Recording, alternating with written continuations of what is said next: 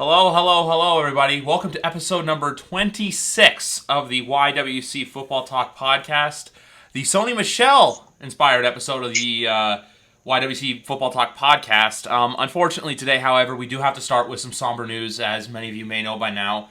The father of James White, Tyrone White, was tragically murdered in a car accident yesterday. So, as Patriot fans and people who are just overall fans of James White and his game, we send nothing but our sincerest condolences, thoughts, and prayers to him and the rest of his family. For sure, 2-8. We're thinking about you, buddy. Yeah, we love you, 2-8. And just one other quick thing, too. We also want to send quick, speedy recoveries to Cortland Sutton, Saquon Barkley, Nick Bosa, Solomon Thomas, the laundry list from yesterday of injuries, everyone who was out. I believe Caleb McGray, I think is the guy's name, from Atlanta as well, and also too, just the quick recoveries because we know we'll be back at some point this season is Raheem Mostert and Jimmy Garoppolo. The injury bug.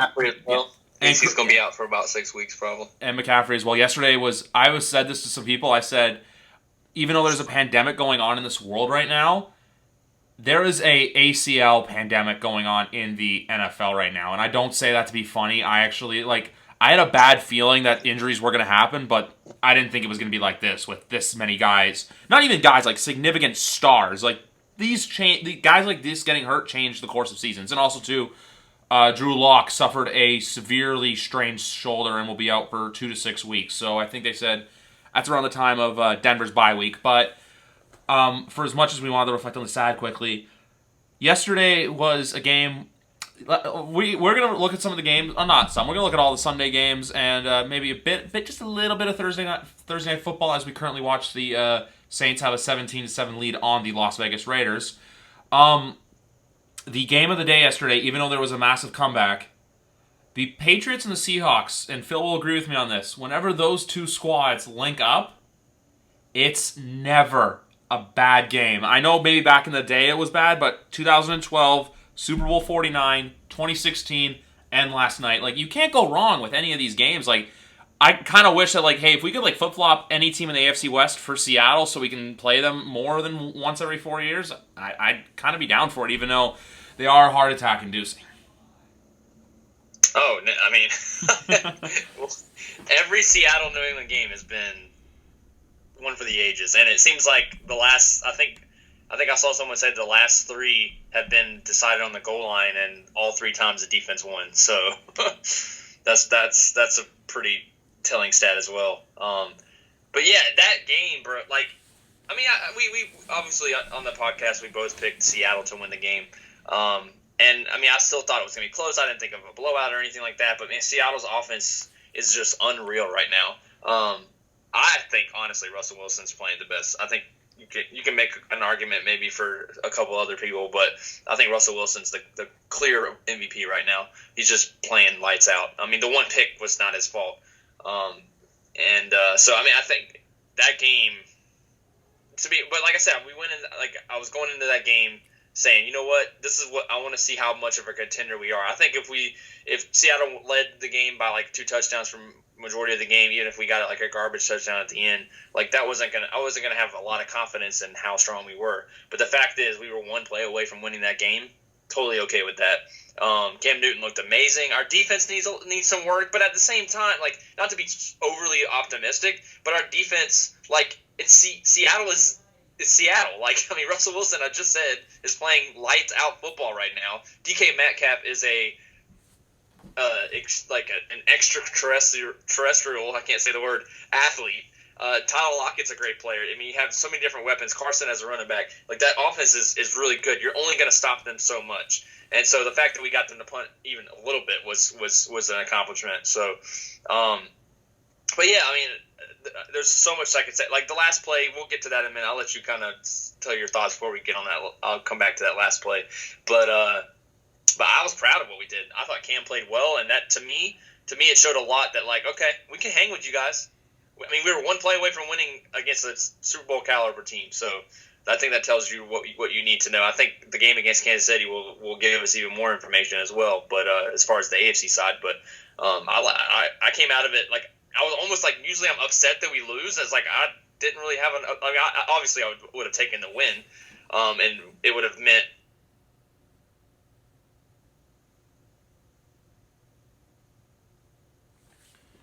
Sorry, folks. We have some quick technical difficulties going on right now. Okay, I lost the connection with Phil. I'm going to stop recording for a split second, and then we are going to start this thing back up once again, guys. So we'll be back in just a second. Sorry about that, folks. We are back for a little bit of a Skype misconnection, so blame Skype. Do not blame me. Do not blame Phil or our internets. It was Skype's fault.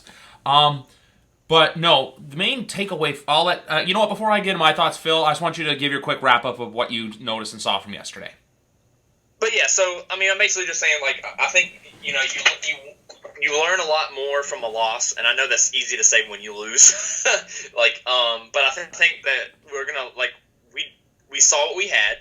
We know we can hang with Seattle. If you look at other teams in the past that you weren't quite sure about, but then they go head-to-head with a team that you know is good, but they hang with them even if they don't win. Like a good example is the Giants playing us week 17, and then they knew they could hang with us. So when they saw us against us in the Super Bowl, they weren't scared of us, right? And I think that's a good example. You know, maybe we see Seattle again, and maybe we're like everybody's like, well, Seattle's still going to crush them, but like we know that we can hang with them. So there's a very good chance we could see Seattle again. So who knows? But yeah, I'm proud of the team. I think it's easy to attack the defense.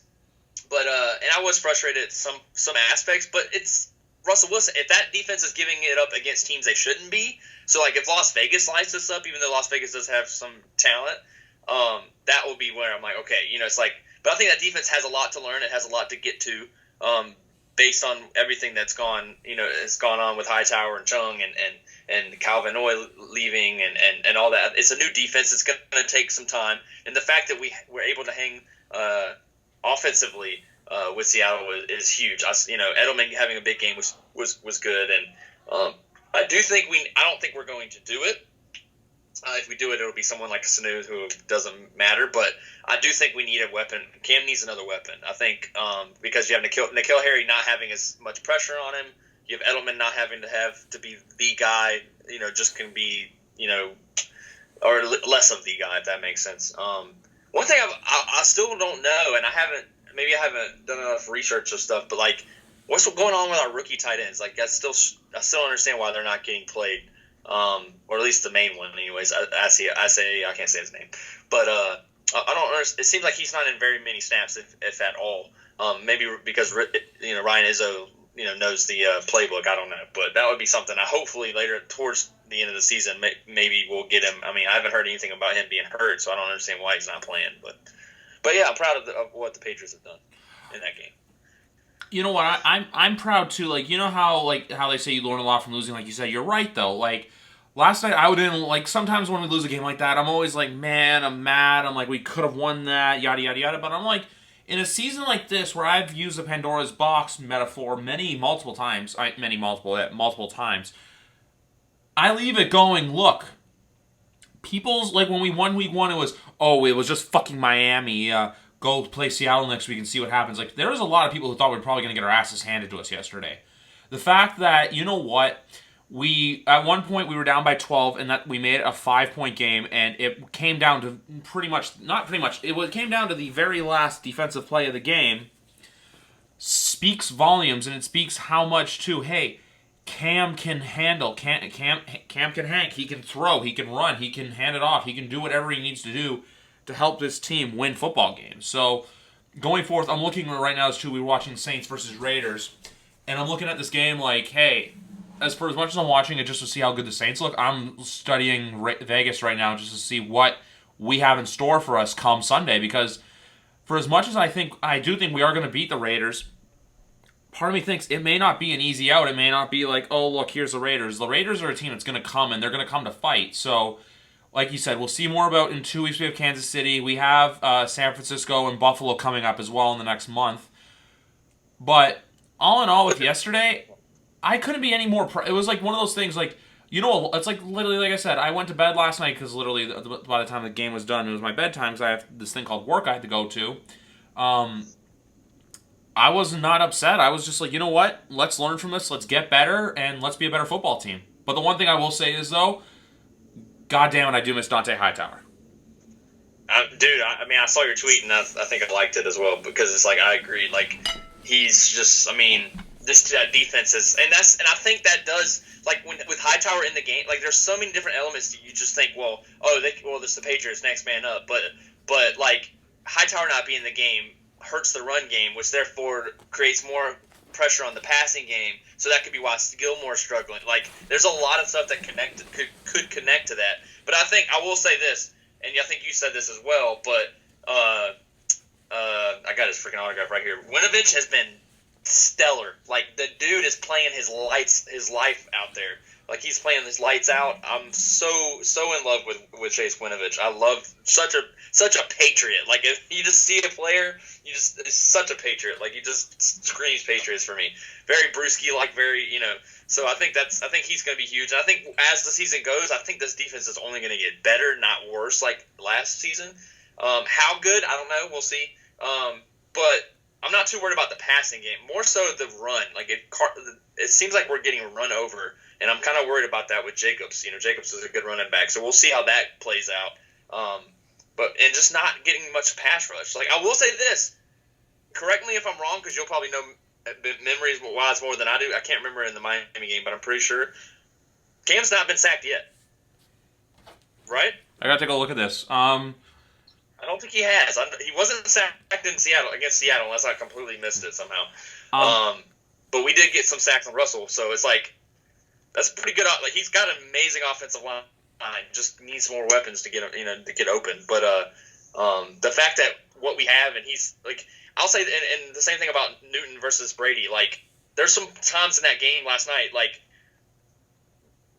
Brady, like, Newton stayed in the pocket forever, which would be what Brady would do, and then he finally bowed out or whatever. It's like he's able to maneuver. Brady wouldn't be able to do that. Brady wouldn't be able to move. So there is some. I have to admit, there are some things that Cam is able to do with this particular offense. That if you're not going to go out and get weapons, if you want to win with the team with who we have, then Cam's the guy, not Brady. Like, Brady, you would have had to get weapons in the offseason to make that team work. But I think with Newton, you're able to kind of work with what you have. But I still think we need a weapon. But maybe the rookie tight end can come in and start being a factor. I do think Bird played well last night too, my South Carolina boy. So. I was just looking at it. He was sacked twice against Miami, but okay. The other thing I'm looking at too right now is a lot of those like deep bombs last night. I'm like, for as much criticism as Brady's receivers took last year for he doesn't have the right targets, Cam was throwing some dimes to Edelman and he had and Brady just threw a pick. And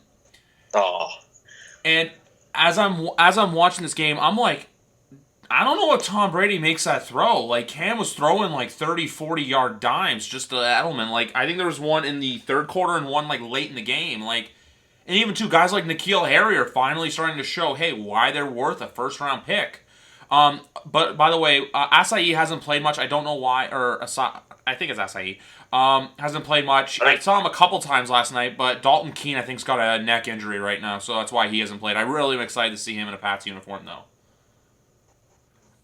That's just something I want to point out. Oh yeah, I think, and maybe he just hasn't learned the offense yet. Like, that's very well could be the case. So maybe they're just gonna like not rush it, and that's what the Patriots do. So I'm totally okay with it. I just think he could, if he's any bit of an athlete, we need him. So.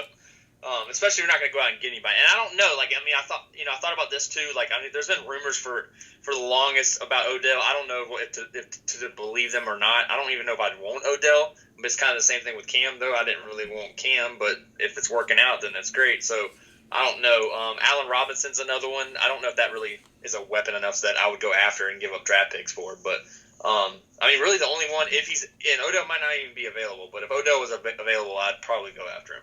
I don't know if I'd give up a first, but... Same. Like, with Allen Robinson, I'd probably give up like a third or a fourth, because that's the other thing I still laugh at, too, even though they are 2-0, and we'll talk about them later, is the fact that a team like the Chicago Bears went out and traded a draft pick to get Nick Foles, who's not even playing right now, when you could have signed Cam Newton for peanuts. That's just one thing I'll say. And also, too, like, I know a lot of people are probably going to go, like, oh, whatever, if I get cocky about Cam, but at the same time, too... We're proving everyone wrong. Like, this year, honestly, if they go out, I don't think they have to get a big name like Odell. They just have to get someone who's reliable. Like, if they go out and get, like you said, Allen Robinson, that's a name that, hey, he needs a new contract, so it won't cost much in a cap-strapped year for New England. The other thing I want to talk about too at this division is I like the fact that remember last year when we were 8-0 and everyone's like, oh, we're fine, and then we had the Baltimore game and it's like, oh, what's going on? And then it was, oh, close game against Philly, oh, close game against Dallas, and then we lose to Houston, lose to KC. The fact this year that we have like Seattle and Kansas City in our first 4 games speaks volumes to know exactly where this team is going to be come November, December when the football gets more and more serious, when playoff implications start happening. Like, being 1-1 right now, it's only going to help us. So exactly, and like even from last night too, like Bill Belichick, I don't think he may rip some people for some plays and stuff because there was a lot of defensive miscues, and last night was probably Gilmore's worst game since the Miami Week 17 game. I think I did tweet that or something like that. Like Gilmore DK Metcalf is an animal. But sometimes, and I told Danny tweeted about maybe Gilmore's not the best cornerback in the league, and I'm like, even the best has bad nights. Even the best quarterbacks have bad nights. I mean, if we want to talk about, like, just as an example, I'm just using this. Obviously, the game ended differently, but Mahomes was awful in that first half of the second of the Super Bowl. If you remember, like, no one's going to remember that because he balled out in the second half. But I mean, I'm just saying, like, not everybody has, like, it doesn't take anything away from Mahomes. It just means that, you know, it's like, yeah, people can have bad games is what I'm getting at. I was using that. That's the first thing that came off the top of my head. But yeah, I mean, I think Gilmore's just, I'm not worried about Gilmore. He'll be fine. C.J. Jackson's going to be fine. I mean, that's, it's more so that run defense in order to get support for the pass defense. So. Because I'm seeing right now, just quickly, with this Raiders offensive line, the Saints are getting a lot of pressure on them. So, like, if New England's looking at this game saying how, if they can just run simple, just like blitz packages against Vegas, it's going to work on Sunday. But with last night, though, I have to give that Seattle offensive line a lot of credit. They did a great job. Like, Russell had all the time in the world to throw. Like, he did. It's literally that expression. You let Russ cook. You let the chef cook their food. He cooked a gourmet meal last night, if we're talking about him cooking stuff. Oh, yeah. I mean, not enough praise for Russell Wilson. Dude was amazing last night. I know you're not too much of a basketball fan, but I saw a comparison for Russell Wilson, and I actually couldn't agree more. I think he is to the NFL like the NFL's version of Dirk, where you don't have a reason to hate him. You love his game. Sometimes his performances kind of go unnoticed, or like he's always like there's someone who's always outshining him. So I think one day, this year, I think he's already a very early MVP candidate. But that's just something I saw on Twitter that I wanted to bring up quickly with Russell Wilson, saying like, hey, if you had to compare him to someone, I think it's Dirk.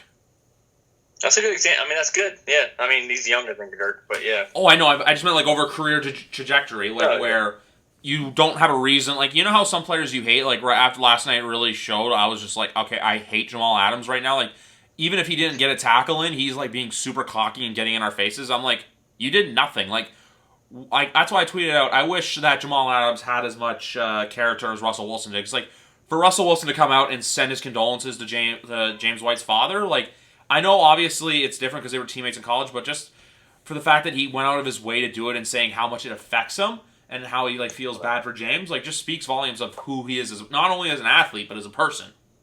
Oh yeah, I love Russell Wilson. Russell Wilson is probably my second, or if not second, my third favorite quarterback in the league. He has been for the last several years. I like Seattle, man. I think it's still early. I think the one thing I'll also want to say is the fact that we came out of that game with no major injuries. So Seattle was going through. I mean, Seattle was about to have to call somebody to play safety, or like, I mean, it was about to get bad, or a cornerback. I guess I don't remember which one it was, corner or safety. But then obviously one person got ejected on an absolutely dirty hit. Absolutely called for. I don't care if Seattle fans don't like me. That's the truth.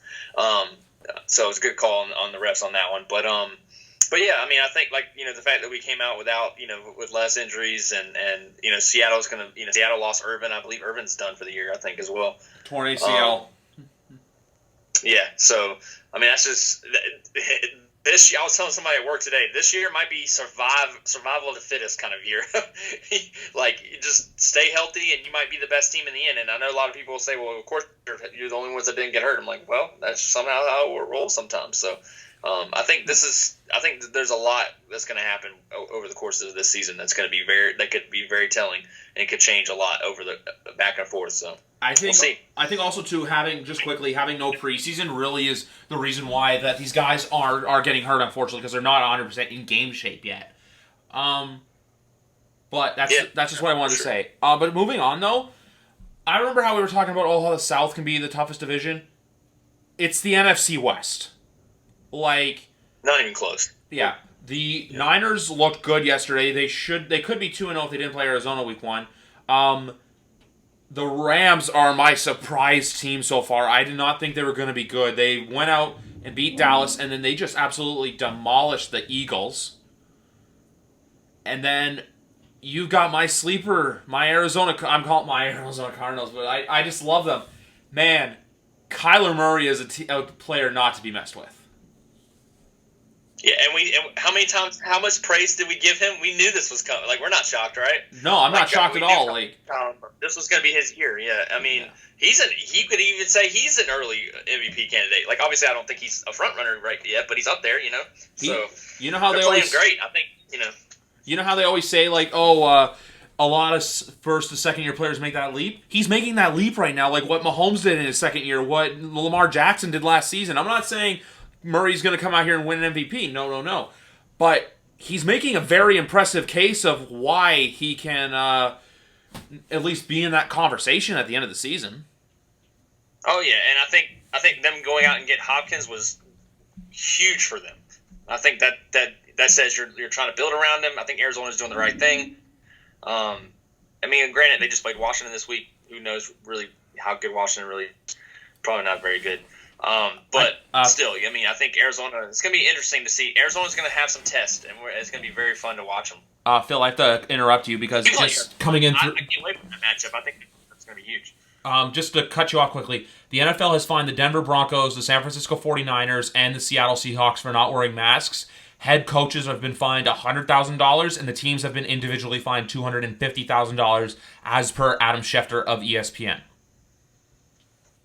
I saw that as well. Yep. I mean, and that's how it should be. Wear your mask, people. Yeah. It's not that hard. And also, too, for Bosa and Thomas, they're just basically during the halftime, they're doing everything right now. It is both torn left ACLs, which that's just an injury you just hate to see. Like, I know people are saying, like, I think there was like some people saying like, like the houses of like surgeons coming up, like because like how many ACL procedures probably gonna be performed in the next few weeks, and also McCaffrey should be back probably by the end of October, I think.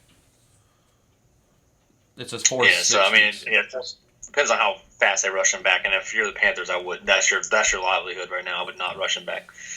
And then Saquon Barkley, the unfortunate one, his right ACL is out. Yeah, Barkley's done, and the Giants are done. No Barkley.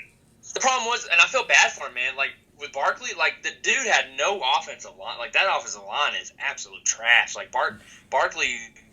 I'm not saying that's why he got hurt, but I can't say it didn't hurt. Like it didn't help the situation. That team. One injury I think that's going to affect people more than they think is Nick Bosa going out for the San Francisco 49ers because he is an anchor of that defensive line. Like I know they've got like a very impressive defense in total, but he's one of the mainstays of that defensive line. So him being out.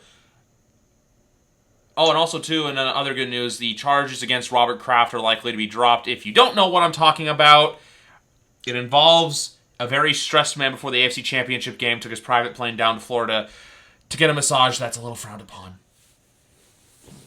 That's all I got to say. I also saw that. Yeah. But, no, I just think that the whole, like I said, Bosa and Thomas, losing two guys on your defensive line, that's going to be an injury that some people are going to say is like, oh, San Francisco can move on. I'm not saying it's going to completely derail their season, but for right now, I think Seattle's the team to beat in the NFC West. Oh yeah, without a doubt. I think that's pretty clear. I think San Francisco. I think if they can get healthy towards the end, I mean, obviously Bosa's done, but I think they'll be okay. I don't know if they're. I think it might. Honestly, it could take them away from being like Super Bowl contenders because just the NFC is just. I mean, you skip a beat, you're getting left behind. So, I mean, I think that's going to be interesting to see how they're able to do. Doesn't look like Jimmy G is going to miss any time. And if he does, I'd honestly sit him next week. There's no need to force it against the Giants, but I think that's who they play. And they're also missing. I'll sit him, but and they're also missing Kittle and your fellow Gamecock Deebo Samuel. Yeah, Deebo Samuel still has to come back. So I think the Niners are going to get better. Obviously, they still smash the Jets because the Jets are trash, and I said that before the season. And man, it seems like I'm being proven right every week. They're really bad. But yeah. I mean, anything as far as I was looking at some of these other games. I mean, Kansas City going toe to toe with Los Angeles, like that's kind of a head scratch. I mean, they are division rivals, so maybe I'm looking too much into it, but that kind of, it's like the Chargers almost won that game, so that would have been an early shocker to me. Justin Herbert played in that game, looked pretty good. So I don't know if they're going to go the Herbert train from now on or not. I've heard that Tyrod is still a starter if he's healthy, so that'll be interesting. That offense has some weapons, so and that defense isn't bad either. So that could give Kansas City some problems. You know what that team reminds me of? It reminds me of like the Jets from 10 years ago with like Mark Sanchez and stuff, where you know what, they always seem to have the Patriots number, or they like just were. They were always in it against New England. Like, I think there was only the one game was a Monday Night Football game when we blew them out. But like that year, they beat us in the playoffs in the divisional round. That's the only thing I just wanted to say quickly about that. And also too, like when like not even Mahomes yesterday. Like when it's like to you know how you're saying we remember the good from Mahomes, not the bad. Right. I think that's the case. It's the opposite with Mitch Trubisky, which. Man, I'm not saying they're a Super Bowl team, but my prediction of the Bears bouncing back, I don't think is too far from being off. Like, if they can go out there and play a good team well, like, they have the Atlanta Falcons coming in next week, which they have to go play a pissed-off Atlanta Falcons team, which we'll get into later on. But this Chicago Bears team, I don't think is anything to laugh at. Like, I think they're going to be in the playoff hunt. No, I mean, I think the Bears. I mean, they could definitely be a team that could get it done. I mean, I don't know. It's still early for the Bears. I'm not all sure about that, but it's still early. Like, I'm not saying they're going to go 12-4, but I was on Skype with Pico last week and Justin on their podcast, and he was telling me he has a feeling that it's going to come down to like because the Bears and the Packers do play Week 17. He has a feeling that's going to come down to the division, which. This coming Sunday, I know Aaron Rodgers has looked fantastic through 2 games. I want to see what the Packers look like this Sunday in the Superdome against the Saints. That is going to be one great football game this coming Sunday night. Dude, what the Saints are like going through like stuff. Like Saints do not have an easy schedule to the start of the year, do they? No, they have. Yeah. They have obviously they played the Buccaneers last week. They're playing the Raiders right now. It's halftime, and the Killers are performing in Las Vegas. They have the Green Bay Packers. Let's look it up, actually, because I know the Saints and the Patriots actually have their byes in the exact same week. I know they have the Lions in Week 4, that's their cupcake. And then Week 5, they play the Chargers, and then I want to know what they have from then on, because I know they have Tampa again, then they still have to play San Francisco. They have to go to Philly. They play the Chargers. They play the Chargers again on Monday Night Football. I'm just going to look it up right now. They have the Niners. They play the Bucs again. Yeah, their November is pretty tough. They got at the Bears, at the Bucs, versus the 49ers, versus the Falcons, at the Broncos, and then at the Falcons, at the Eagles, versus the Chiefs, Week 15. That's going to be a matchup to look out for.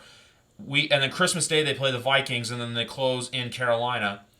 Look at that Chicago game, November 1 and November 29 in Denver, and also to the 13th against the Eagles, because the Saints have always seemed to struggle when they're in cold weather. Yep. Yeah, I don't know what it is. That's one thing to look out for with them. But like I say this now, and I'm like, look, I have 2 Saints fans that are upstairs right now, and if they hear me not trash talking, but kind of like potentially doubting them, I'm going to get a mouthful. And also, too, Matt Beast is going to come on here and say, "Why are you trashing my boys?" But I still think the Saints have what it takes to go all the way. It just really matters on if they can survive the playoffs, because we all know the last 3 years have been not too kind with them, with the Minneapolis Miracle, the missed PI, and then last year losing in overtime to Minnesota. Yeah. So I mean, right now I think they're looking good, but the time will tell. Yeah. Another team I want to talk about looking good is Tom and Tampa, because I love how the narrative gets flipped from, oh, he had one bad game, to, oh, look, he's back. He didn't have Chris Godwin. He didn't play that well. I'm not saying the experiment in Tampa Bay is failing, but like, if you look at their schedule coming up, they have a lot of easy opponents that they gotta play. So we'll see what happens. Like, I'm not saying I'm out here rooting for them to be bad. I just want to see. I think the Bucs as a team as a whole is slightly overrated just because, look, they're still learning to play with Tom, but we'll see what happens in the coming weeks. Because, like, after they have a few easy games, they play, like, Green Bay and Kansas City. I want to see what Tom can do against those defenses. Oh yeah, I think it's still like we talked about last week. It's still a learning process for the Bucs, and I think they're proving that, like, it's going to be a very slow. Like, I think people, these on champions in a sense, like you would say the Bucs were, like, or are. Like, I think that people are, they overreact, and they're like, they think that these teams aren't going to take time to do things and stuff. And I mean, Gronk's not even a part of the offense right now. He had one target the last game. So, I mean, I think they're clearly trying to save him. I think later in the season, that's when you're going to see Gronk become a big part of the offense. I think he's just a big part of the run game right now, unseen kind of stuff. But, yeah, I mean, I think that, the true test for the Bucs, we may not see it for a little while. So, exactly. This Sunday, I just want to look at quickly. They go to Denver to play the Bucs. Not the Bucs, but the Bucs go to play the Broncos.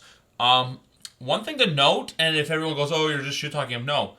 Tom Brady lifetime in Denver is 3-6. That is against the 3 games he won. One was against Tim Tebow. One was when the Broncos were at their low point, and then another was, I can't even remember, probably in the early 2000s. But that includes the playoffs where, like, when he went to Denver, he never beat Peyton Manning. And I know that's Peyton Manning, that's a different beast. But I'm just saying, there's something about Denver that I would not. I think the Bucs are going to win, but I would not be shocked if you see a similar Bronco team that played Pittsburgh yesterday.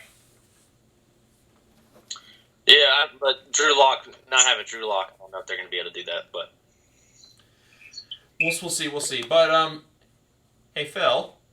Mm-hmm. Do you notice there's a bird out there that likes to, blow leads in the state of Texas?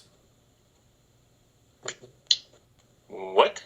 Yeah, this rare bird called the Atlanta Falcons know how to blow leads. I've said this time and time again that the New England Patriots, I've said it different ways, but the New England Patriots have broken the Atlanta Falcons. They have not been the same team since 28-3. I know that was a little loud, but it's the truth. No, I mean, and I think it's clearly there's certain games you can look at and sorry if you can hear that was my fault. But yeah, I mean, I think there's certain games you can look at that have changed franchises, and I think that's one of them. And I think, man, dude, that Falcons offense is so powerful, though, man. Like, oh my God, the coach, it's got to be a coaching issue. Did you see the onside kick? Where they just stood around and let the ball roll? Like, what are you doing? That's a coaching problem. There's no way you can tell me that the coaches what is going on in Atlanta? Like, let's just watch the ball go down and let's get Dallas the onside kick. Like, oh my God. I've said this time and time again that Dan Quinn should have been fired at the end of last season, but I think they kept him on for pity.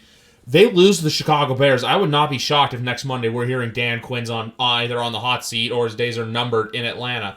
But, like, at first, I don't know. Start 0-3, 0-4, fire him. Yeah, don't even wait. It's not even that. It's like with yesterday, it was they're up 20-0. Dak's fumbling, Zeke's fumbling. You stripped the tight end. Like, he had a fumble. It was like 3 or 4 fumbles in the game, and then they do the same thing where they just take their foot off the gas pedal. And even, too, like, they're literally standing around like a bunch of bumbling idiots as this ball. It's like, you can touch it. You can touch it. Why aren't you touching it? And then as soon as, like, Dallas is on the ground, I'm like, I think the Cowboys have the ball. And lo and behold, the Cowboys had the ball. Unbelievable. I mean, I'm thankful they came back because I needed those points from Dak Prescott in one of my fantasy leagues. So thanks for that, Atlanta. But oh my, like, unbelievable. And the fact that we were looking pretty good we both picked the Falcons. We were looking pretty good. Thanks for nothing, Falcons. I won't pick you again to beat a team like that. Get out of here. From a fantasy perspective, Dak Prescott had, like, I think -2 or -4 points at one point in the game. In my one league that I have, he ended up with 39 points, 450 yards thrown, a pass touchdown, and 3 rushing touchdowns. So, when you... I don't know how he went from losing that fumble to rushing for 3 touchdowns, throwing for another one. Yesterday, yesterday speaks volumes in this whole Dak contract dispute with the Dallas Cowboys, because if they end up having a good season, he can go, hey, Jerry, there was a 99% chance we were going to lose this game, and we won this game. And I helped anchor that. So, what you going to do? You going to keep Andy Dalton? Yeah, for sure. Or are you going to do that? That's just something I want to point out. It's just sad with Atlanta. You have Gurley, you have Matt Ryan, you have Julio, who was wasted yesterday. Don't even get me started on that. But the same thing, literally, this game was very similar to 28-3. Obviously, 28-3 was worse because of what was on the line, and this was week 2 of the NFL season. And even too, Phil's boy from South Carolina, Hayden Hurst, had a beautiful touchdown. Just no one in front of him, no one touching him. And then wide open, just took it to the house. Calvin Ridley was looking good. And then, it seems all of a sudden when this team gets up big, they just get comfortable and they relax, and it's oh, yeah, by the way, we're playing a football game right now. It was a mix of it. I don't know why, but part of me was, rooting for the Cowboys. When they got that onside kick, I'm as onside kicks, we all know, rarely work. But when it works, I'm man, imagine if they go downfield and win, and they win 40-39. It's crazy, man. It's just what the Falcons, the same old thing. It's same old Falcons. Another team, just going through other games quickly yesterday, other teams, like you said, I think Kansas City still is good. Man, that Monday night game next week is going to be fantastic. I cannot wait. That's going to be a good game. Chiefs and Ravens. Oh, yeah. That's next Monday night? That is next Monday night. Wow. Yeah. That is next Monday night. Chiefs, Ravens. That should be a Sunday nighter. For as good as Sunday night's going to be, probably with the Packers and the Saints, I'm just glad this game's in prime time. This game deserves to be in its own little spotlight. Oh, look at Derek Carr. Oh, and he... Oh. That's a very light flag to come in. I'm just sorry, folks. We're just, as I said before, we are live watching right now the Saints versus the Raiders. And that was a very light PI flag to come in against New Orleans. What else did I talk about yesterday? Oh, yeah, the another team, too. The Philadelphia Eagles, I think they're still dwelling on what the Super Bowl they beat us in 2.5 years ago, almost 3 years ago now. They just have one run, and that was, now they're hanging on it or something. I don't know. They're just, Eagles. They have a lot of injuries. They do have a lot of injuries. I do want to mention that part, but yeah. But they're always hurt, though, and they never seem... I feel honestly, them getting rid of Nick Foles was a mistake. I think they should have kept Nick Foles, and, because Carson Wentz is good, but, Carson Wentz hasn't been the same since he returned from his ACL injury in 2018. Because, remember, he was on his way to being the MVP of that season in 2017. No, you're right. Yeah. Other games just to look at quickly, too. Not to go too in-depth with it, but the Cleveland Browns, I'm not going to talk much about them, but honestly, I think Joe Burrow's going to be a good quarterback in this league. I don't know how much you watched that game. Yeah, I did. Well, I watched this game, and man, Joe Burrow looked great. I think if they build around him, man, that's going to be the team in a few years. And I heard something else about the fact that Joe Burrow versus Baker Mayfield and Joe Burrow versus Lamar Jackson is going to be makes them for some great games. If they can get that team together. Exactly. I feel this year's going to be a growing pains year for the Cincinnati Bengals. But like you said, if they can improve, they got to improve their defense. But if they can get the right weapons around Burrow, which his tight end, I'm blanking on his name. I think it's Usman or something like not Usman. That's a UFC fighter. Usmada or something like that. I think he tore his Achilles last week. He was his favorite target. That's just something I'm going to point out. And also, they have to work on their offensive line. But for the most part, if they can get... Oh, and he is going... Who is that? 87 for the... I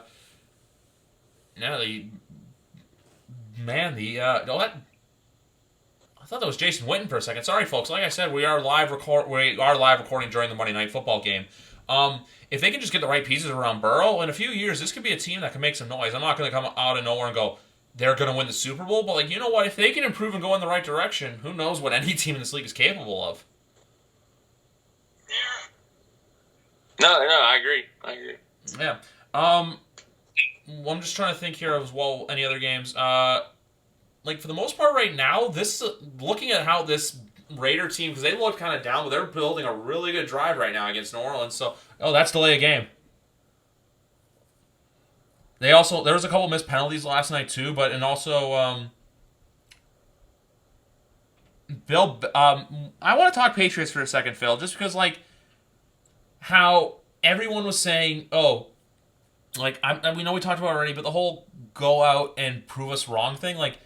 I feel like everyone's still gonna find a reason to hate us. And like, look, if I want to do a quick look ahead, and also too, folks, for those of you who are listening, I'm doing my predictions Thursday night with not to be named. I have a guest confirmed.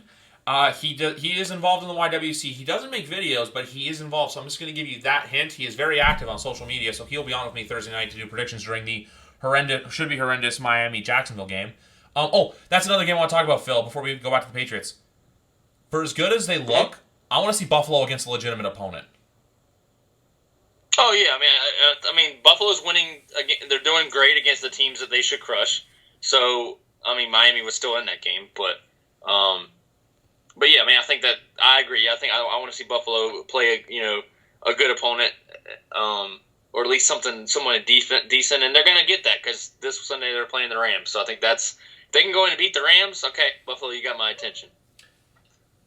Yeah, if Josh Allen, you can go out and make Aaron Donald look foolish, which is... And, oh, no, he stopped at the line. Or is he in? Sorry to interrupt. Second and goal. That was almost fantasy points for Phil there. Yeah, if Josh Allen can go out there and impress me against the LA Rams and win, or even have a game like what Cam Newton did, you'll have my attention. But if the Bills go out there and they just look... It's like, how last year, too, it was, fine and dandy. Like we said earlier, it was fine and dandy for the Patriots, and then, hey, they faced the Baltimore Ravens and got embarrassed. If that happens Sunday, there's going to be a lot of questions about Buffalo as this... they're the ones to take over New England. Let's see here. He lost the ball. Oh, my God. Did Derek Carr actually fumble that?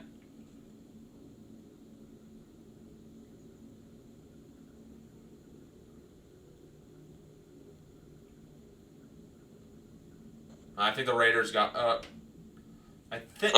wow. I'm behind a little bit on you. I didn't realize that was... I thought you meant Jacobs' fumble. The ball was the Raiders. On the lineman's butt. That was a messed up snap. That was a bad snap, yeah. No, Did they get it? They kept it.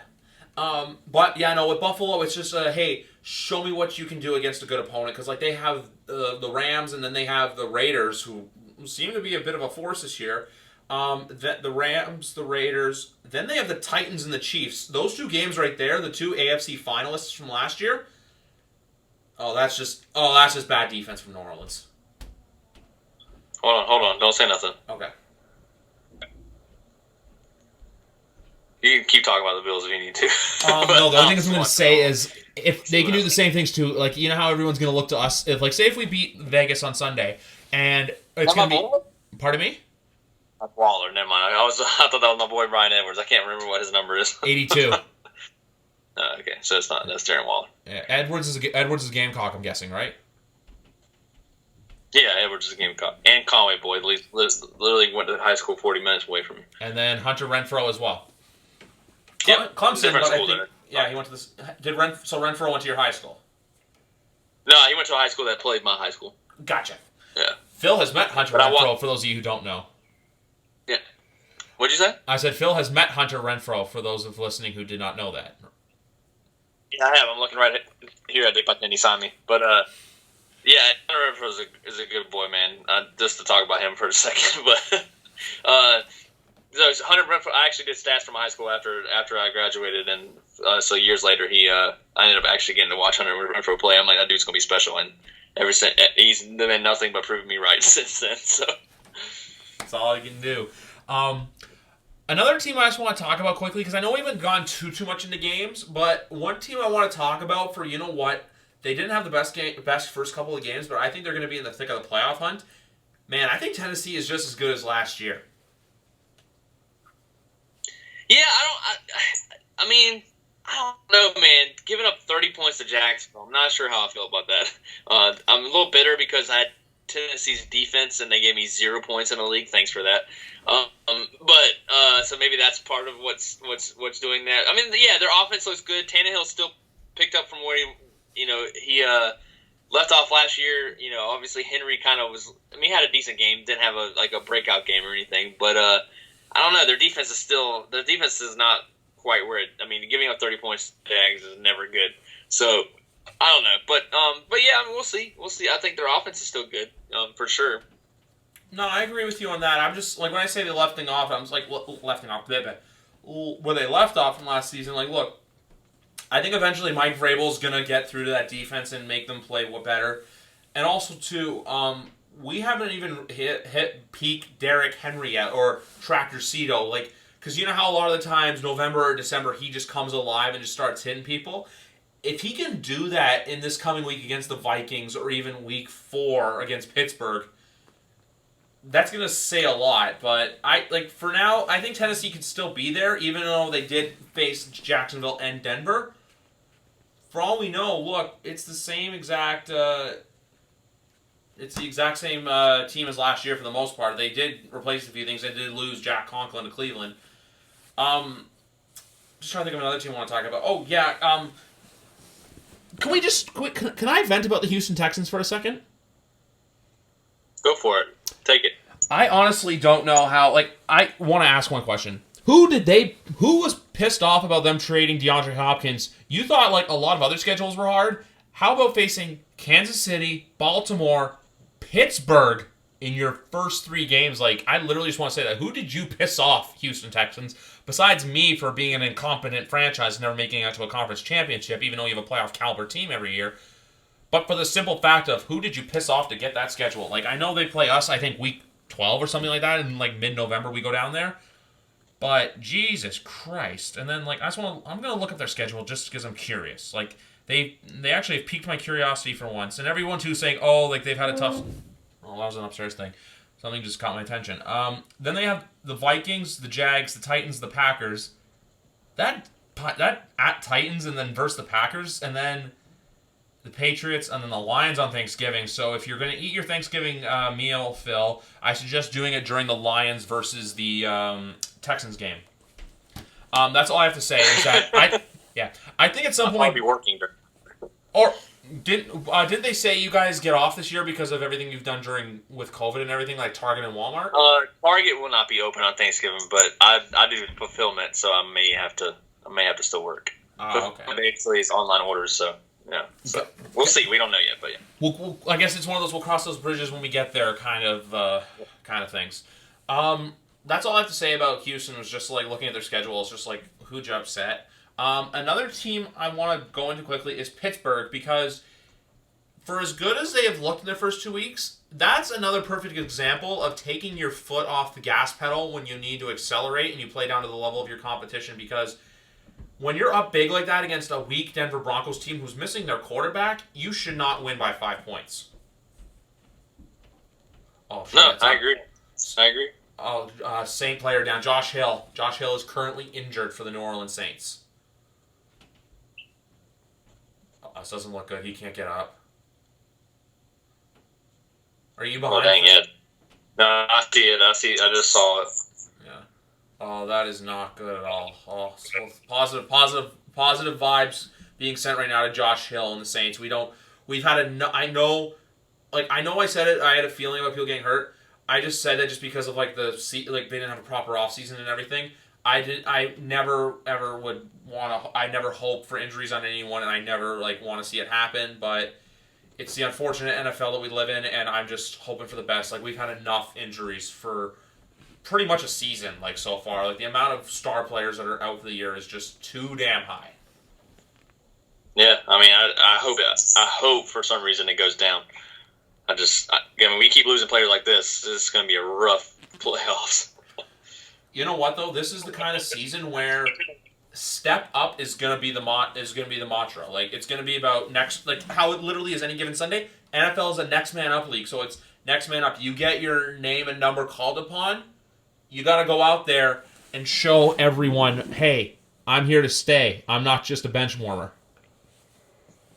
Yep, no, you're right. Yeah.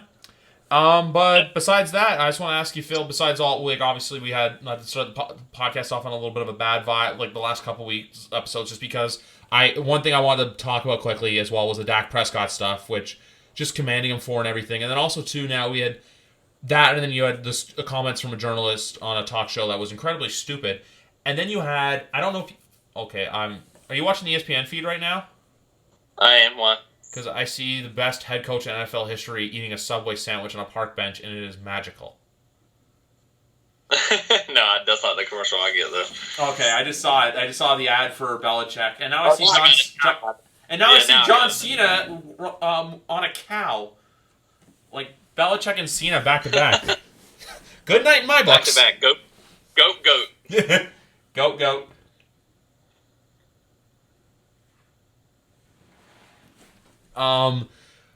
What's it called though? The only other thing I want to say just about and then I don't know if you heard this or not, but there was a news. So last Monday night, as we were watching Steelers Giants, we know it was the college team that filled in on.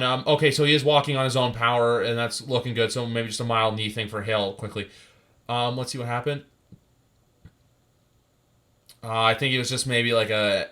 I don't think it's anything too serious. I'm good. I'm very glad to report that. The one thing I just wanted to say quickly about and then there was the what was it called? There was Maria Taylor was wearing this outfit and everything. I know we don't talk about this much, but then there was a reporter out there who said you look like you should be at the AVN Awards. For those of you who don't know, who are under the age of 18, that is the awards for the adult entertainment industry for the AVN for basically pornography. I think there's certain limits you shouldn't cross as a broadcaster or a reporter, and to say a girl's looking like that, like, dude, it's 2020. Like, let the girl do her job. Yeah, that's unexcusable. That's there's no other way to describe it. Shut up. That's all I can say.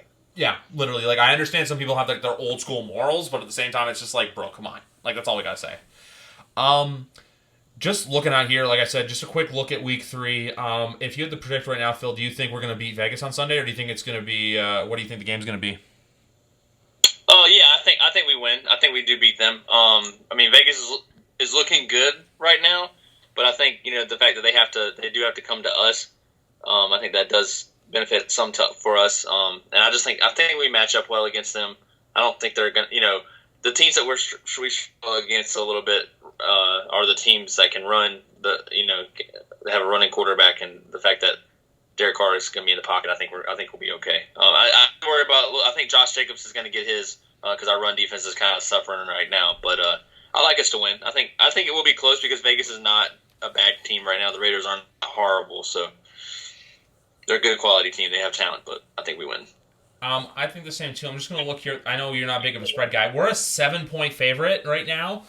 It wouldn't shock me if we win by more than 7, but at the same time, too, it wouldn't shock me if it was a close game. That's all I got to say, because I remember the last time we played the Raiders was when we went down to Mexico, 3 years ago, and we beat them 33-8, but that's when the Raiders were, peak bad Oakland Raiders. This is the new, we have not faced the John Gruden Raiders yet, so this is going to be a very exciting matchup, which I think can go one of either ways, but at the end of the day, I think we rebound from last week and get the dub, especially, too, Gruden's going to think, oh, hey, look, Cam can do this now, and for all we know, Cam can go beat Cam and throw.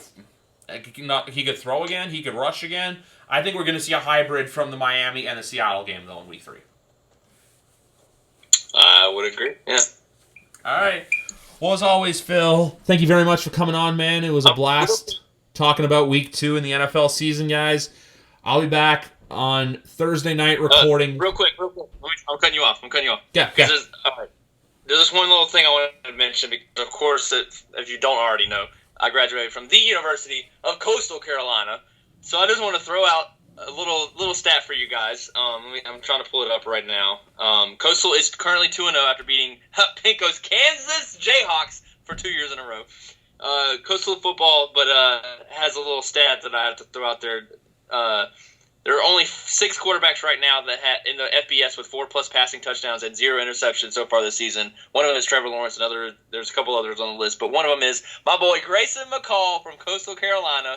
He is also second in QBR so far of FBS quarterbacks who are eligible. So just want to give him a shout out here on the podcast. That's my boy.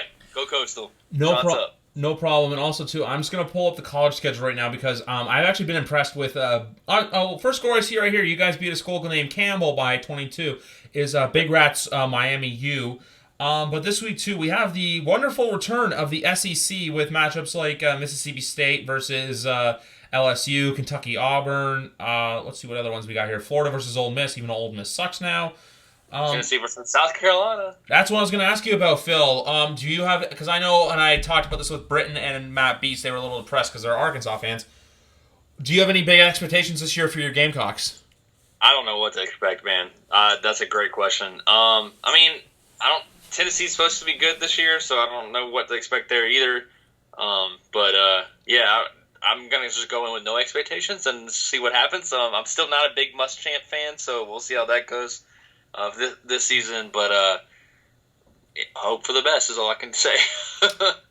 I feel like that was kind of like what... Oh, let's see. Oh, how the hell did it get to 2nd and 31? What the fuck? I wasn't looking either, and I just saw that. I just saw it, too, and I was just like, it caught my attention. But anyway, guys, enjoy college football now that that's back and almost in full swing. Because, also, too, that's other good news we have to break that we didn't talk about. And the Big Ten's going to be coming back in a month from now with... It's Pac-12. Yeah, I haven't heard anything of the Pac-12, but it wouldn't shock me if they try to... I think there was, I don't think there's anything official yet, but there was, basically saying that they're coming back. I think once the Big Ten announced... I think also, too... Well, two things. I think the Big Ten announcing they were coming back is going to do wonders for them. But then also, the... what was I going to say? I don't think they should have ever said we're canceling our seasons. I think they should have used the word postpone. Because it says, look, we're not going to start right away, but we're going to get a season in. But also, too, I think them coming back really is going to affect... this is all going to mess up the college football rankings. Because, you're going to have... you have schools right now. I think, LSU and Georgia are in the top 10. And they haven't even played a game yet. Yep. So we'll see what happens, guys, as I see Phillips' boy, Hunter Renfrow, is back to catch this punt from Morstead, which is going out of bounds, so he's not... is he going to catch it?